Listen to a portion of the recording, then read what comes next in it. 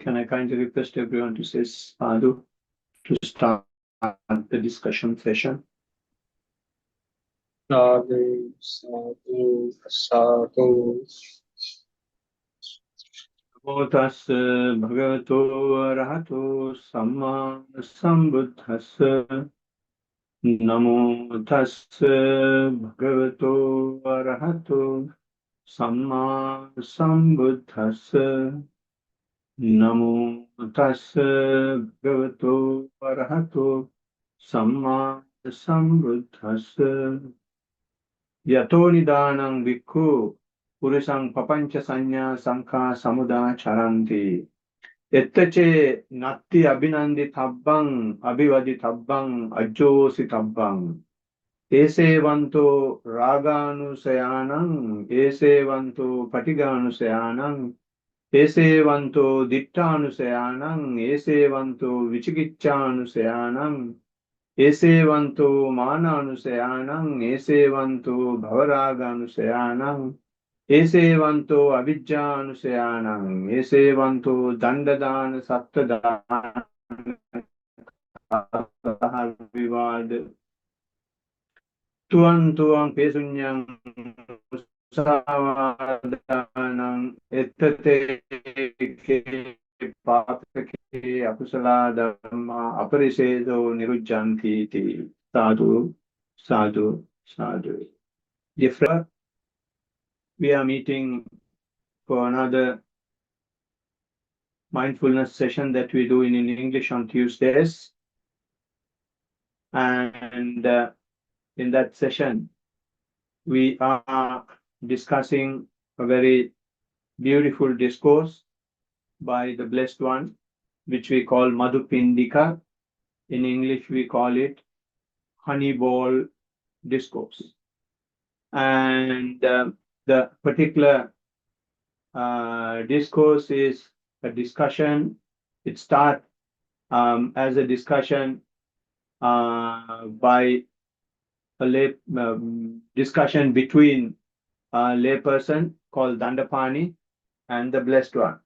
So when the Blessed One is living in Nigrodharama, he goes on Pindapata, Armstrong, and he's taking a rest under Bilwa tree.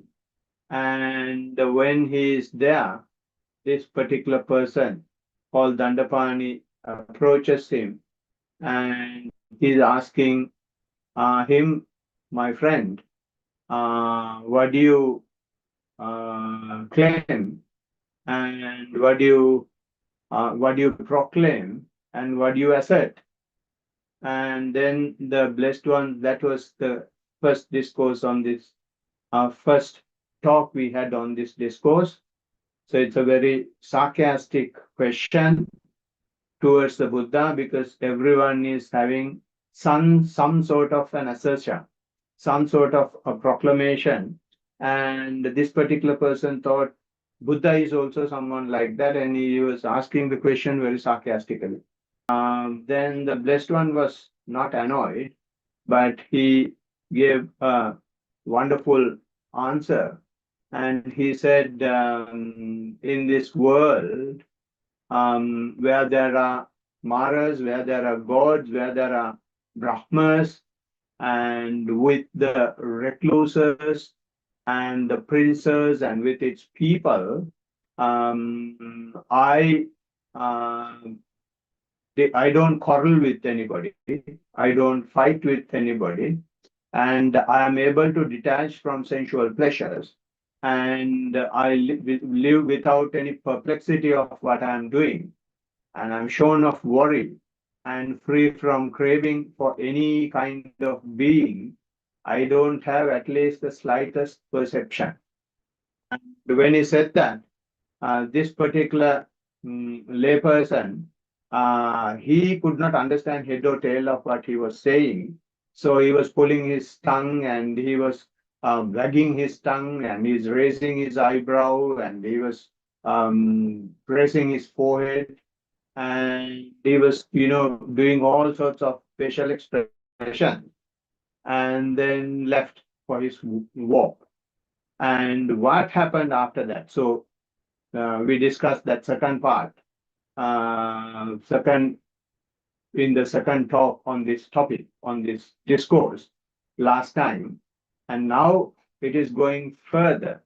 So after this incident, Blessed One goes to the monastery, and then in the community, he's mentioning the story.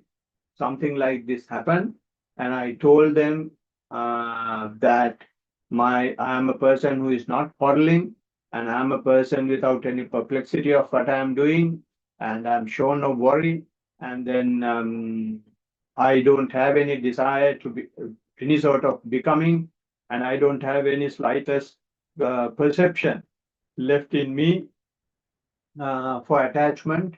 So I don't therefore take swords, take rocks, and take logs and fight with people.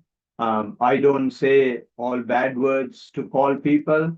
So I'm living a very peaceful life. Then when bhikkhus heard this, and the bhikkhus also did not understand what Buddha was saying. That person is asking, what sort of assertion, what sort of proclamation you are having? And Buddha is talking about that I don't quarrel with people. So they also did not understand. Everyone was looking at each other.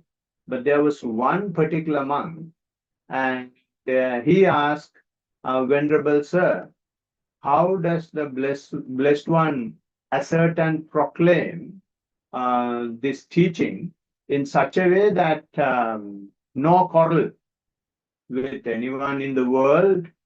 And how is that Venerable Sir is saying that there is perception is no more, even in the underlying state?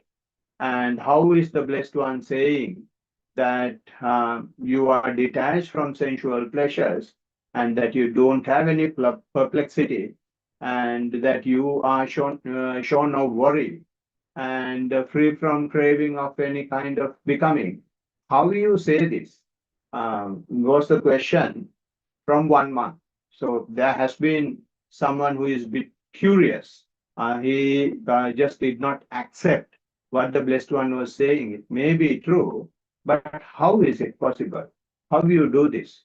Is the question. Then the answer the Blessed One gave was the one that I just recited. And what it says is,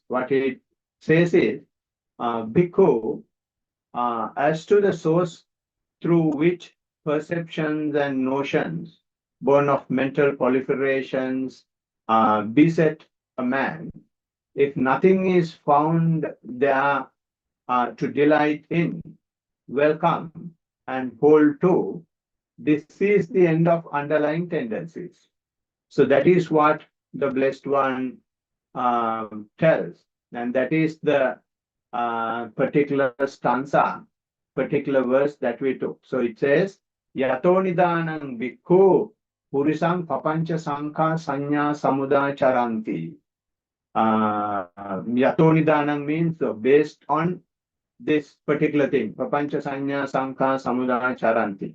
So in English, it says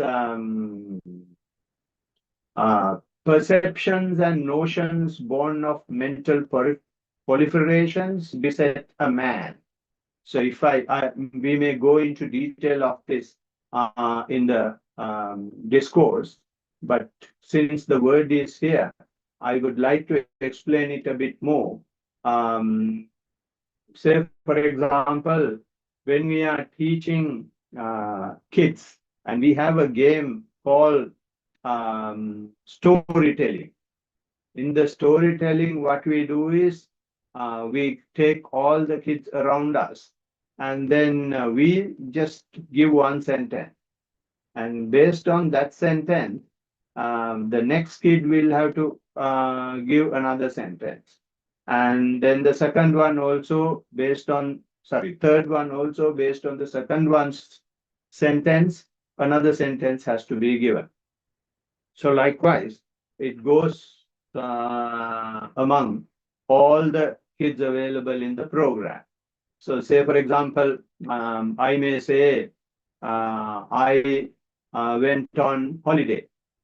And then the next one will say, I went to see my grandparents.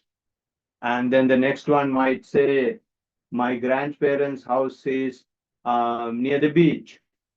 And then the next one say, I went to the beach. And then another one will say, we were on the beach playing cricket. And then the next one will say, the cricket ball went to the sea. And then my dad jumped into the sea to take the cricket ball. And then he was caught up in a current, the next one. And then ambulance, and then police, and then hospital, and all sorts of things will come. So where did it start? It started with the statement that I went on holiday. So when it goes to the last kid, it will be either in the hospital or in the police or in a fight or gone to a jungle or gone to a different country or has been rescued by a ship. We don't know what. So like that, this is so after the game, we tell the kids that this is how our mind works. So that is exactly what this says is, it is saying that the perceptions and notions born of mental proliferations beset a man. So everything is all the perceptions and notions, prapancha, sanya, sankha, samudacharanta. So we have so much of mentioning within us. So what Blessed One says is, in this particular thing, it is not just the prapancha is happening or mental proliferations are going on. What it says is, yato nidanam vikku purisam papancha sankha samuda charanti ettache natti abhinandati abhivadati ajyosi tappati. Natti abhinandati abhivadati ajyosi tabbati is very interesting. So it says, although this mental proliferations and perceptions and notions are being built. And if nothing is found there to delight in, welcome, and hold on to, this is the key. This useless thing is going on in our head 24/7, even when you are sleeping. Something is going on. Only thing is we don't know.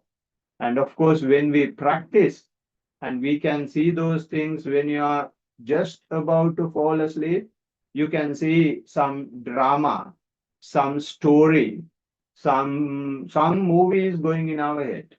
And even when you wake up, the same thing you may observe. So therefore, this perceptions and notion creations and mental proliferation is non-stop. So the Buddha is not trying to stop those things. What he says is, if nothing is found there to be delighted in, if you are not delighted in those things, and if you are not welcoming them, and if you don't hold on to them, those things, this is the end of underlying tendencies. All what is going here is some mental proliferation to generate underlying tendencies. So if you are not delighting in them, if you don't welcome them, if you don't hold to them, then underlying tendencies are taken care of. Underlying tendencies are challenged. So the Blessed One is mentioning here, not just underlying tendencies, is giving all the underlying tendencies. He says underlying tendency of lust will come to an end. Underlying tendency of aversion will come to an end. Underlying tendency of views will come to an end. Underlying tendency of doubt will come to an end. Underlying tendency of conceit will come to an end. Underlying tendency to desire for being comes to an end. Underlying tendency to ignorance will come to an end. So when that happens, he says, this is the end of resorting to rods and weapons of quarrels, brawls, disputes, discriminations, malicious words, false speech. Here, these evil, unwholesome states cease without remainder. So this is the point at which we become the best noble man that is possible in the universe. Buddha has given this skill, Buddha has given the path, and if we develop the skill, we will walk in this path, and this will happen. And we become a noble person.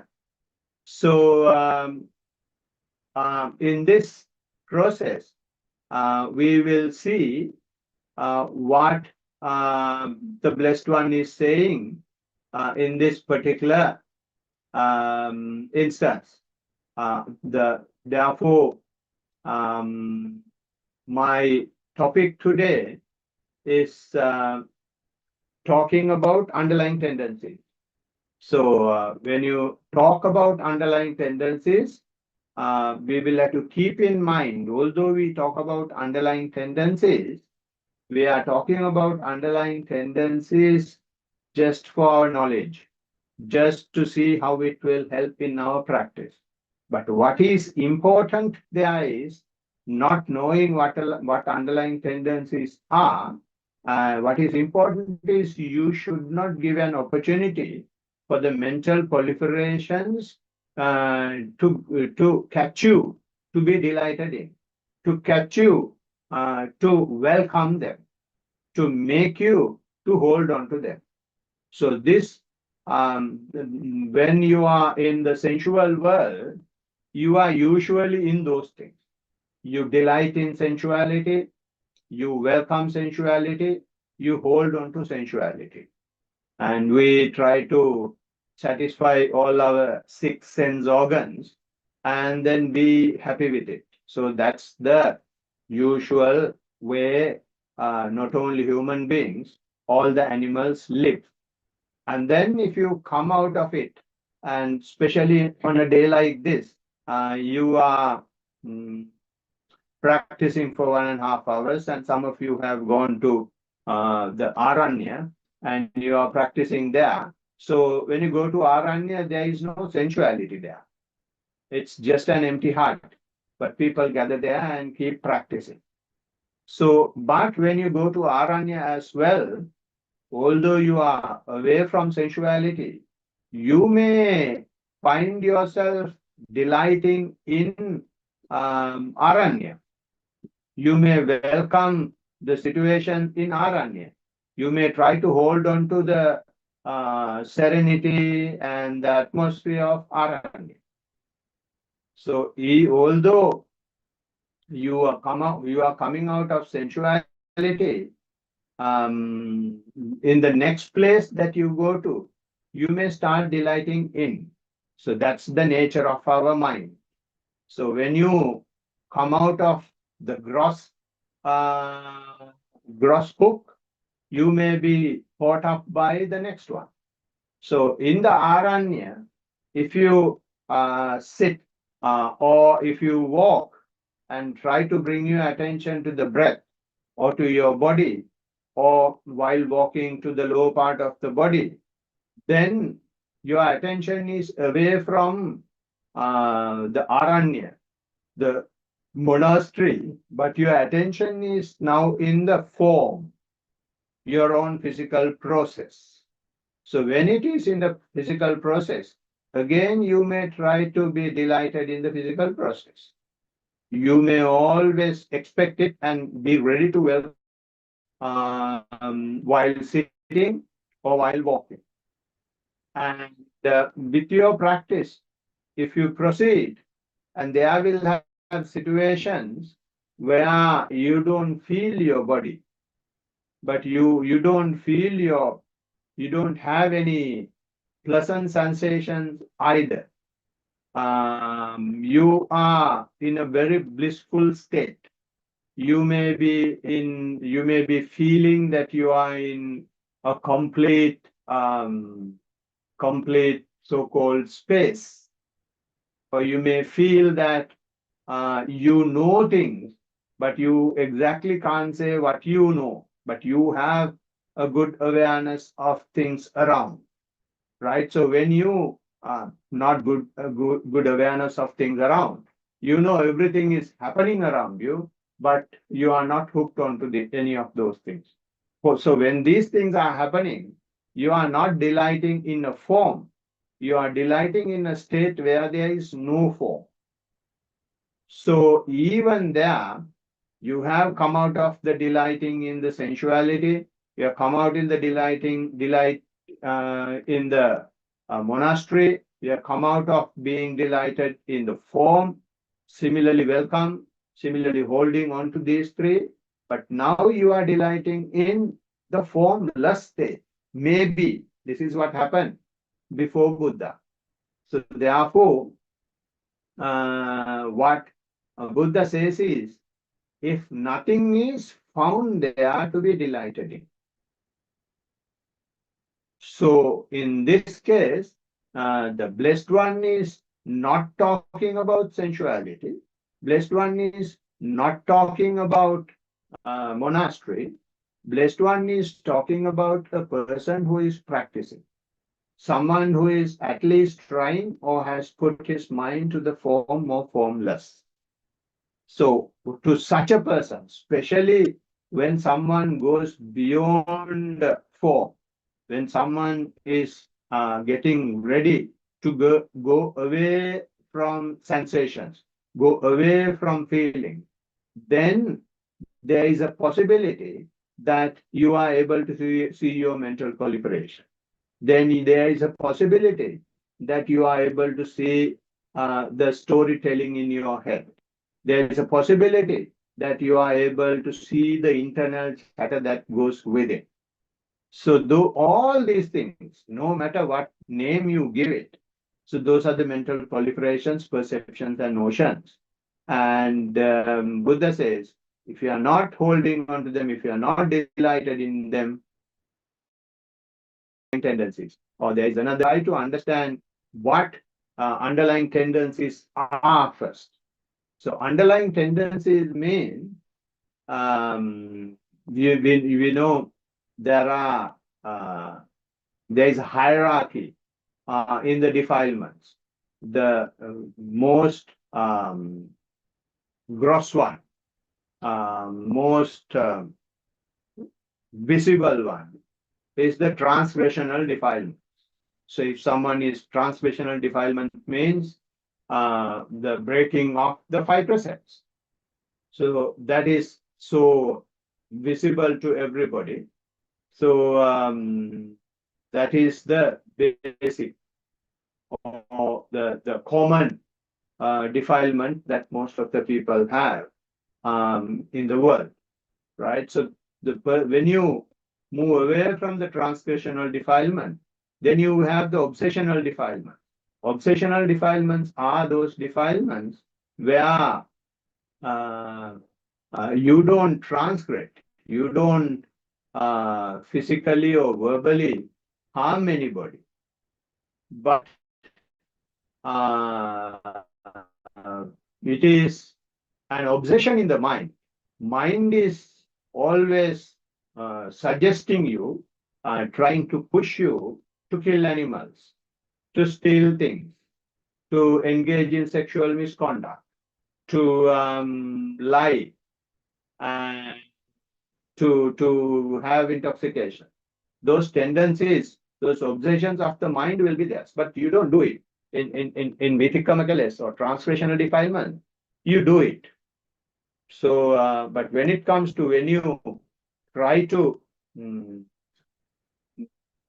maintain your precepts and to avoid transgressional defilements, then when your physical and verbal deeds are under surveillance, then you will be able to see this unruly nature of the mind obsessional defilements. And obsessional defilements are not visible to outside world, but only you know that there are obsessional defilements.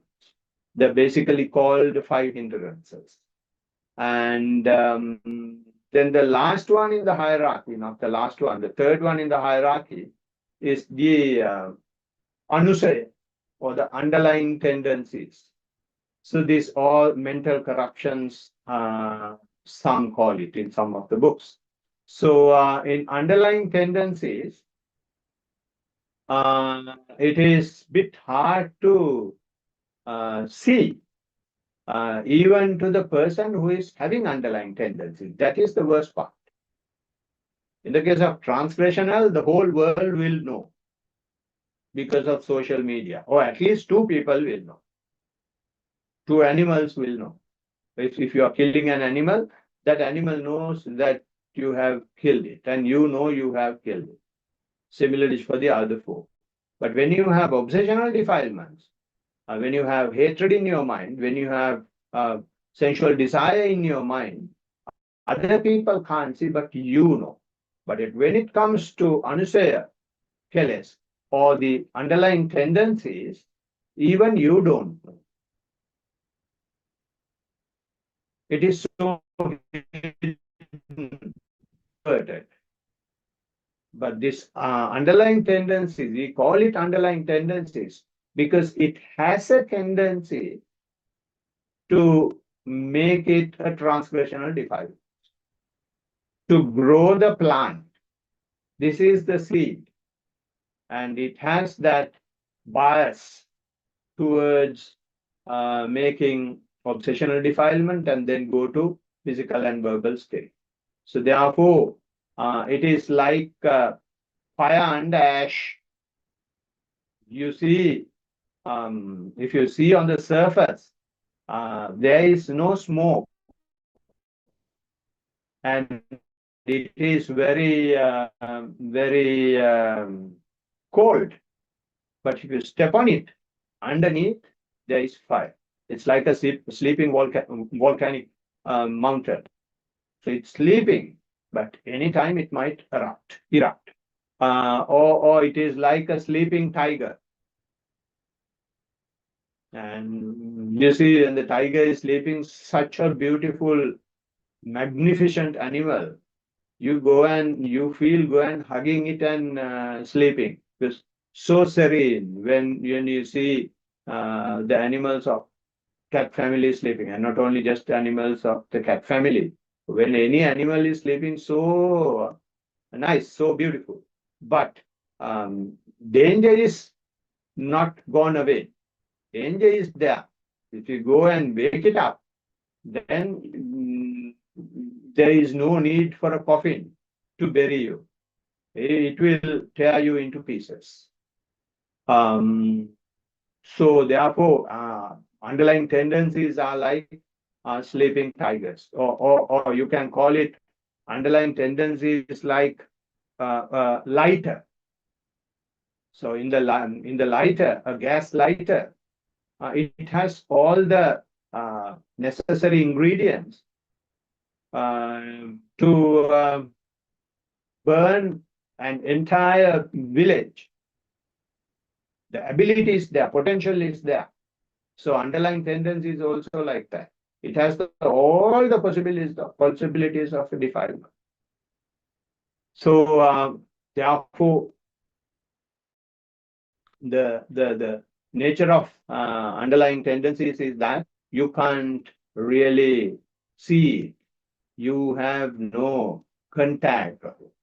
So of those underlying tendencies, the first one is Raga Anusaya, dosa.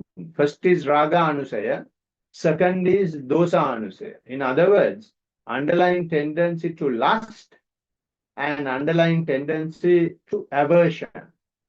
So we have these two natures in our mind. So I'm taking these two together because they are interrelated. If there is lust somewhere, and just on the other side of the coin, the aversion is there, which is inseparable. These two are going hand in hand.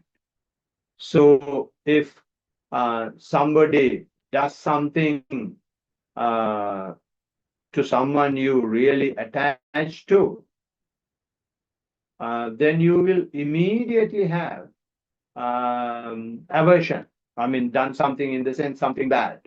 But if someone does something good to someone you are attached to, then you will have so much of praise towards that person. So therefore, these two are going hand in hand. So therefore, I thought of discussing the two things together. So when you say lust, which we call raga in Pali, and for aversion, we call it dosa in Pali. And since it is underlying tendencies, we call underlying tendencies anusaya in Pali. So we call it raga anusaya, dosa anusaya. So raga means, lust means, we always get the impression when we hear lust that it is sexual. In this context, it is not, I mean, sexuality is the basis of most of the activities of all the animals.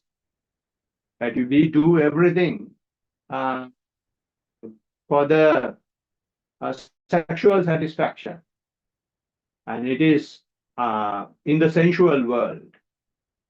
And that sexual satisfaction in the sensual world does not go away just because you practice, just because you meditate. Its shades will be drying, but getting concentrated more you practice. So that is how this raga anusaya is left. And similarly, the dosa anusaya is left. You come out of the sensuality, you come out of the sexuality as a result, but it will not immediately go away. It will stay in one or the other form. Although you give up your sensuality and sexuality, and you may start loving your food, you may start loving your robe, you may start loving your as if you are loving your wife or the girlfriend or your mother. So that is the meaning of lust that the Blessed One is trying to give here. So it's in spiritual sense, it's more of a hungry nature, the hunger for something, the nature of getting stuck. So that is the raga here. So when we have raga, this raga is developing, and then it leads to the craving. So development of raga, development of that hungry nature, the Blessed One has given in Yoga Sutta, there are a few stages. He says when you have this lust nature, then you start gradually getting delighted in, right? So once you delight in it, you gradually generate affection. And once you generate affection, you get infatuated with that. And then you get thirst with it. And then you become more passionate about it. And then you become extremely attached. And then that nature is called craving. So this is how this hunger for something, the lust for something, ends up in craving. So if you take an example, say a young boy or a young girl sees the opposite sex of a particular person, and there is some titillation, some vibrations that is being created in her or in his mind, about the other opposite sex that he or she has seen. So, and then there is an urge within that person to see this person, so to see the other person all the time. And that hunger comes in. And even when he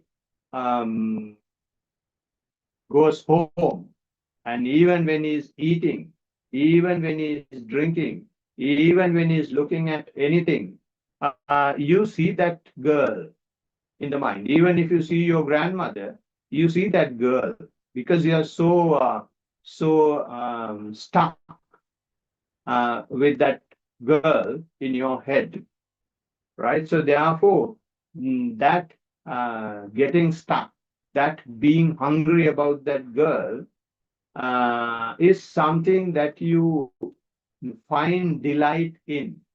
You see that girl wherever, whatever you go, you see, and you are delighting in. And people write beautiful poems based on those things.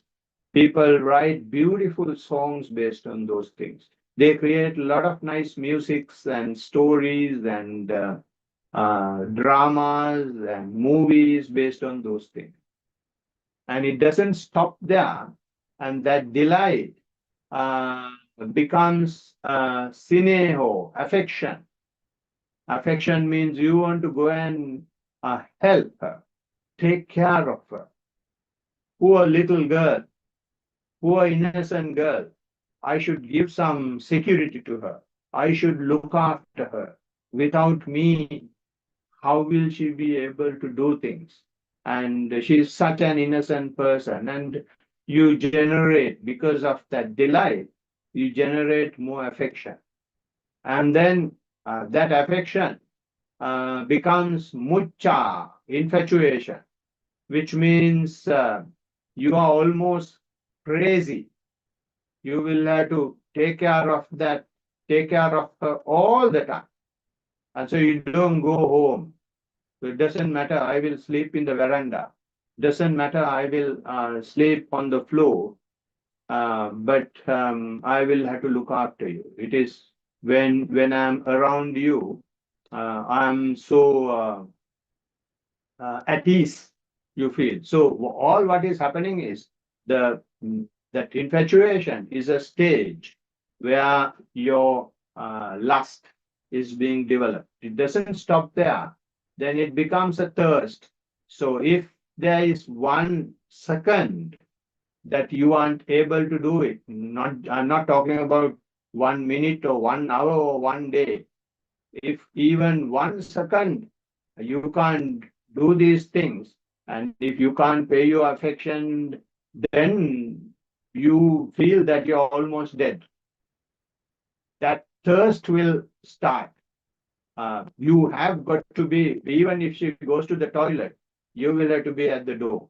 So you may be feeling. And that is, the Blessed One says, pipaso. And after pipaso, Blessed One says it develops into a state which we'll call parilaho. Parilaho is translated into English as passion. I don't know the word passion is really making any justice, but not in my head. Parilaho means it gives you some vibrations, it gives you some titillations, it gives you some shock waves in your body to do these things. It becomes your life now. And then it says Ajjosanam in English. It is called strong attachment. So Ajjosanam means you really get bogged down in it. And it is very difficult to take you out. You are really stuck badly in it, right? So no way of coming. So, and once that state is reached, then the Blessed One called that is craving. That is tanha. So this is how tanha is being generated by this initial state called raga. So in Pali, it is Raga is leading to Nandi, Nandi is leading to Sineho, Sinehi is leading to Mucha, Mucha is leading to Pipasa, Pipasa is leading to Parilaho, Parilaho is leading to Ajjosanang, Ajjosanang is leading to Tanha. So this is the path. And when it comes to Anusaya Keles or the underlying tendencies, we are at the last one. We don't have craving. We don't have attachment, strong attachment. We don't have passion. We don't have thirst. I'm not talking about girls now. And this is a person who is practicing and he absolutely is away from sensuality and he's away from form as well, most probably, and he's in the maybe formless state, or someone who is practicing well, we will say, for example. So he's away from pipaso, thirst. He's away from infatuation, mucha. He's away from affection, sineho. He's away from nandi, delight. But he may have some kick within him to hold on to something. And that some kick is called the lust or the raga, that hungry nature to get hold of things, whatever it may be. When you are practicing, whatever state that you are in. So when you have raga, it is so dangerous because it has the ability to generate the process. It has all the necessary ingredients, nutrients, to make it a delight, to make it an affection, to make it an infatuation, to make it a thirst, to make it a passion, to make it a strong attachment and craving. That is what happened before the Buddha. Buddha is the only one who found out that there is something called underlying tendencies. And it is like, I don't know whether, since all of us are Sri Lankans, I think you may have heard of the fish called kawaya. There is freshwater fish, especially in the dry zone. All the tanks would dry, but this fish dig deep into the earth and it will not die. It will survive. And once it rains, you will have so many fish in the water. And they all come out. And the fishermen are so delighted. So it's like that. This raga doesn't easily die. It just goes deep, deep, deep, deep and stays. As soon as there is an opportunity, it will immediately start springing.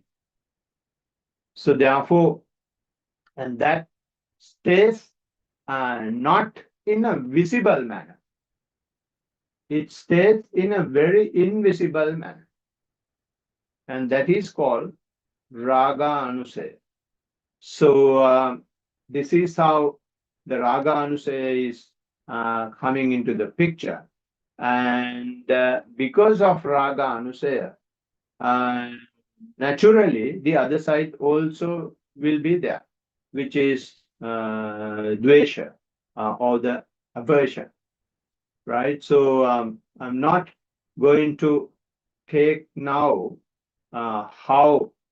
what happens when you have these underlying tendencies in the practice, and how these things are coming into the picture in the practice. I'm not going to discuss now because it is a very important area for a practitioner, and we have only a few more minutes. So if I try to explain it in the next few more minutes, I might not do the justice for the practitioners. So I would like to conclude the session saying, may you all have developed your skill to go beyond these underlying tendencies of the mind. blessings of the Triple J. So, All right. So with that explanation, is there anything that we can discuss? Yes, Ishan. Yes, Bhante. So, Bhante, just want to discuss about this is a meditation practice, part of the practice that I was doing as like maybe even before I came to the Samahita group. So, when I was paying attention, actually it was based on I was listening to some sermons by Ajahn Sumedho and Ajahn Brahm on paying attention to silence, Bhante. And what I found was the summary of the teaching was, so I think in Ajahn Sumedho's talk, he was mentioning how our mental proliferation is created by words and language, and the language is what's creating our thoughts. And then also in Ajahn Brahm's teaching, he was saying how we should pay attention to the silence between thoughts. So Bhante, after doing this, taking that into heart and practicing with it, I found, Bhante, that in the meditation practice, I can basically thinking that language is basically the source of the self, like as in my name, form, all those things are defined by language. With that thought in mind and paying attention to the silence, I can stop the thoughts from occurring for a significant period of time. I've not actually seen how long it takes. I was just wondering, is this particular practice useful? I can sort of replicate it, but is it particularly useful to do something like that? Or What do you and just be aware of that? what do you think? Is it useful or not? It has been useful to some extent, Bhante, because, like, say, for example, if I'm thinking about getting agitated, or it actually changed my perception of how I perceive the self. So I found that useful in that way. That was one question, Bhante, and yeah. No, yeah. I will, Before going on to the next one, it is useful to achieve something, and mental proliferations. It is based on the language. Is a very. I mean, it is one way to explain it, but you people will reach mental proliferations after, even when the language is not there. Say, for example, there before languages are being found, our mind has been working. Language is something that is created by the mental proliferations. So therefore, we can't blame the language for mental proliferation. Language is a product of mental proliferation. So, but that is not the point that I'm trying to arrive at. Mental proliferations is a part of our mental process. It is a stage in our mental process. So when we practice, what we are doing is we are going from the very gross layer of our existence to the very subtle layers of the existence. So initially we will be paying attention to our physical process. So once we are able to go through it, and once we are able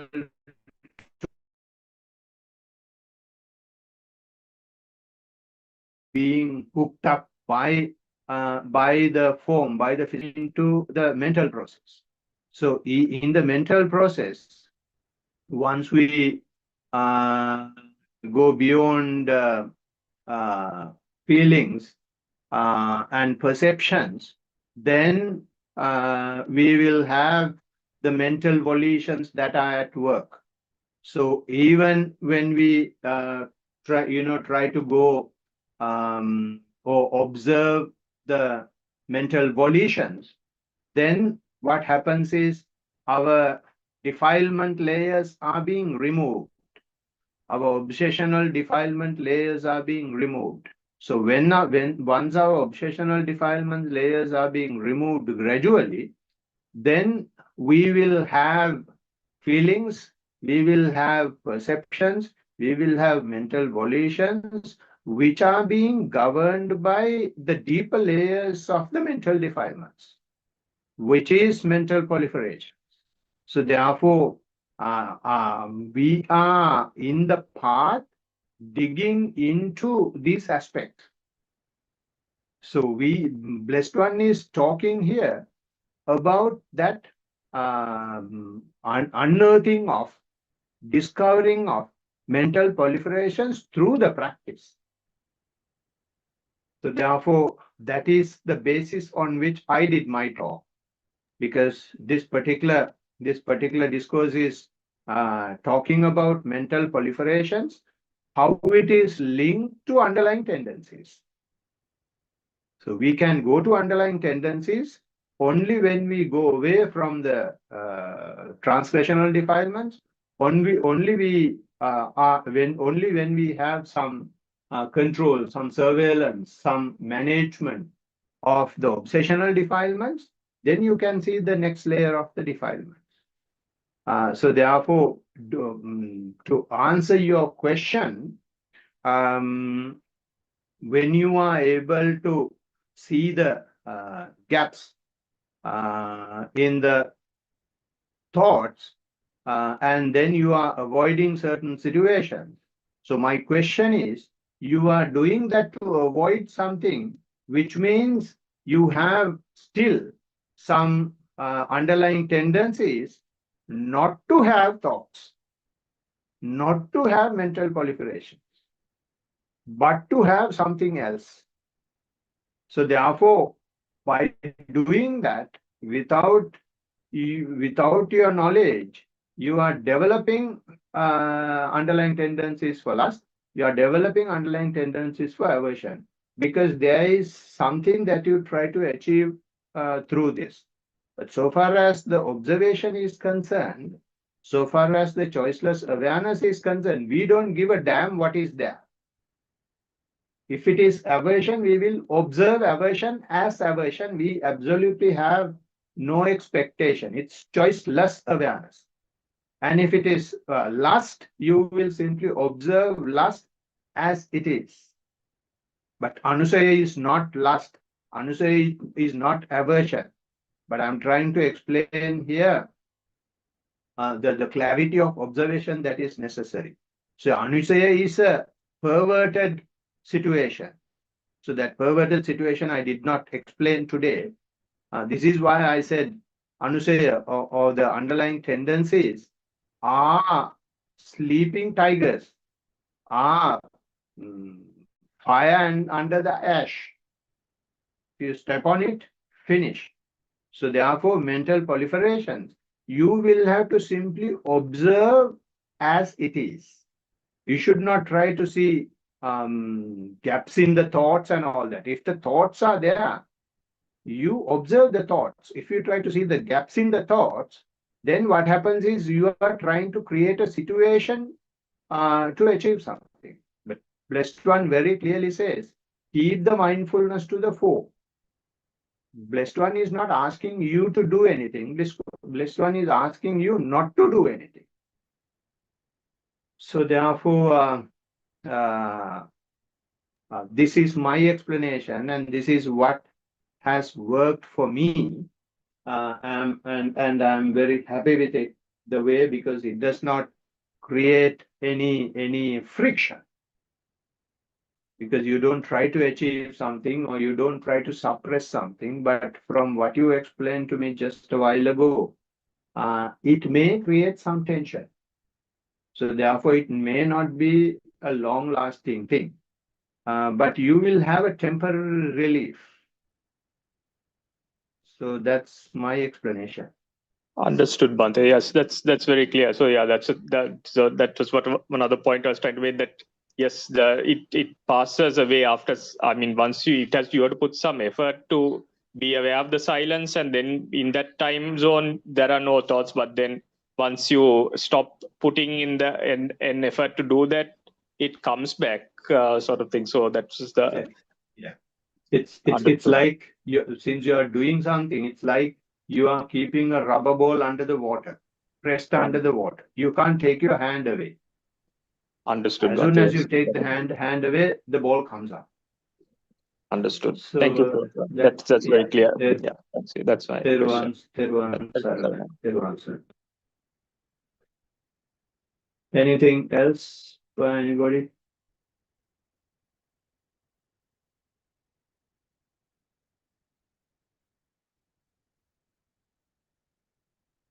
So if there are no questions, we will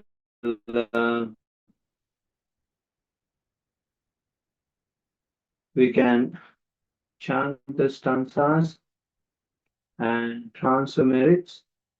Who did last time?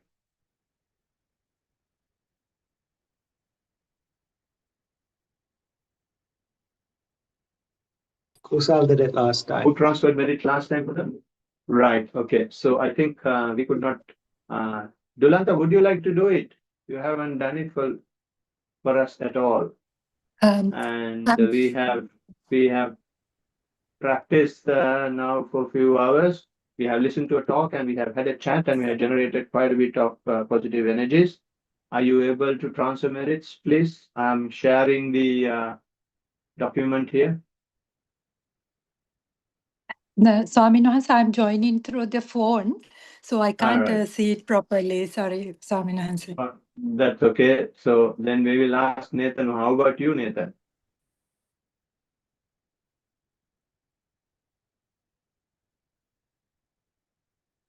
Nathan?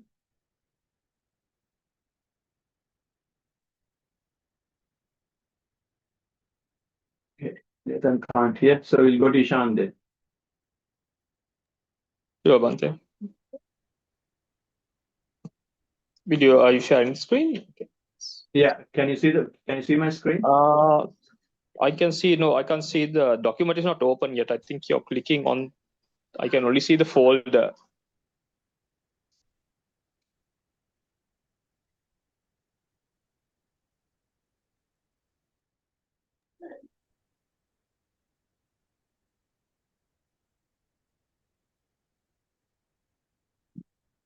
What is it now? It's sharing, Bhante. Okay, I can see it now. Okay, I will start. May all devas share this merit which we have thus accumulated for the acquisition of all kinds of happiness and prosperity. May all other beings share this merit which we have thus accumulated for the acquisition of all kinds of happiness and prosperity. May all the beings share this merit which we have thus accumulated for the acquisition of all kinds of happiness and prosperity. May all beings inhabiting space and earth, devas and nagas of mighty power, having shared this merit, long protect the dispensation. May all beings inhabiting space and earth, the devas and nagas of mighty power, having shared this merit, long protect the teaching. May all beings inhabiting space and earth, devas and nagas of mighty power, having shared this merit, long protect me and others. If by deed, speech, or thought heedlessly I have done any wrong, forgive, O Master, O Victor, greatly wise. If by deed, speech, or thought heedlessly I have done any wrong, forgive, O Dhamma, to be seen here and now, timeless. If by deed, speech, or thought heedlessly I have done any wrong, forgive, O Sangha, practice well the incomparable. Let this merit accrue to our departed relatives and may they be happy. Let this merit accrue to our departed relatives and may they be happy. Let this merit accrue to our departed relatives and may they be happy. By the grace of this merit acquired, may I never follow the foolish but only the wise up to the time of Nibbana. By the grace of this merit that I have acquired, may I never follow the foolish, but only the wise up to the time I attain Nibbana. By the grace of this merit that I have acquired, may I never follow the foolish, but only the wise up to the time I attain Nibbana. Sadhu, sadhu, sadhu. Sadhu, sadhu. Thank you everybody for joining. Much merit for your contributions. Thiruvan Saranai. Everyone, Saranai Bhante. Thiruvan Saranai.